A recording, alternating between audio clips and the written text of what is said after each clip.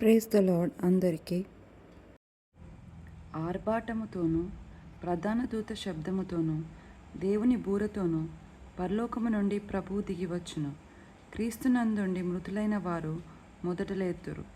ఆ మీదట సజీవులమై నిలిచియుండు మనము వారితో కూడా ఏకముగా ప్రభువును ఎదుర్కొనుటకు ఆకాశ మండలమునకు మేఘముల మీద కొనిపోబడుదుము. 1 తెస్సలోనికయులు 4:16-17 యేసు ప్రభు సమాధి నుండి లేచినది ఉదయం పెందలక్కడనే. ఇంకను చీకటి ఉండగానే తెరిచి ఉన్న ఆయన సమాధి మీద సూర్యుని కంటే ముందు వేకువ చుక్క ప్రకాశించింది. నీడలు కరిగిపోలేదింకా. యెరూషలేము నగరవాసులు ఇంకా నిద్ర లేవలేదు.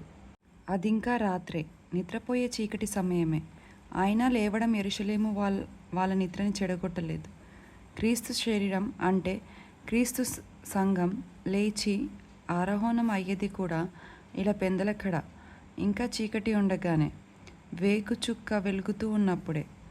ఆయన మృత్యువు నుండి మేల్కొన్నట్టే ఆయన పరిశుద్ధులు కూడా లోకమంతా నిద్రలోనూ మరణ నిద్రలోనూ ఉన్నప్పుడే మేల్కొంటారు.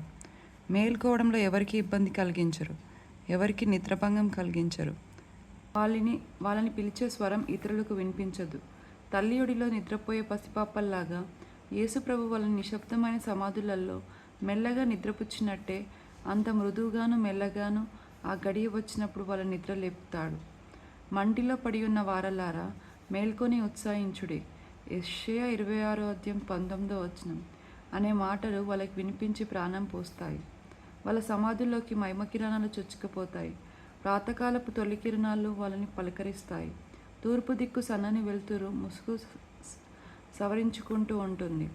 దాని సున్నితమైన పరిమళం, జోలపాడే స్తబ్దత, దాని నైర్మల్యం, మధురమైన ఏకాంతం, ఆ పవిత్రత, ఆశాదీపాలన్నీ వాళ్ళవే. ఈ విషయాలకి వాళ్ళు గడిపిన చీకటి రాత్రికి ఎంత తేడా ఉందో చూడండి. వీటికి వాళ్ళింతవరకు నిద్రించిన సమాధికి ఉన్న తేడా గమనించండి. తమని బంధించి ఉంచిన నేలని విదిలించుకొని మృత్యుపాశలను తెంచుకొని తమ మహిమా శరీరాలతో ఆకాశంలో తమ ప్రభువును కలుసుకోవడానికి తేలికగా ఆరోహణమవుతూ ఎవరూ నడవని ఆ దారుల వెంట ఆనాడు యూదుల రాజు దగ్గరికి నడిపించిన బెత్లెహేము నక్షత్రం లాంటి వేగుచుక్క కిరణాల జాలతారు దారుల మీదుగా ఎక్కిపోతారు. రాత్రంతా విలాపం ఉండవచ్చు, కానీ ఉదయంతోనే ఉల్లాసం వస్తుంది. సైన్యాలు పరలోకం నుండి దిగివస్తూ ఓసన్నా అని పాడుతుంటే, పరిశుద్ధులు దూతలు కైవరం పలుకుతుంటే, శృంగార మహిమాతిశయాలతో యేసు తన వారిని చేర్చుకుంటాడు. ఇలాగే అవుతుంది. యేసు ప్రభు త్వరగా వచ్చేయి. ఒక సైనికుడు అన్నాడట, నేను చనిపోతే నా సమాధి దగ్గర విలాప సంగీతాలు వాయించవద్దు, తెల్లవారుజామునే మేల్కొమ్మని హెచ్చరించే బూరలు ఊదండి.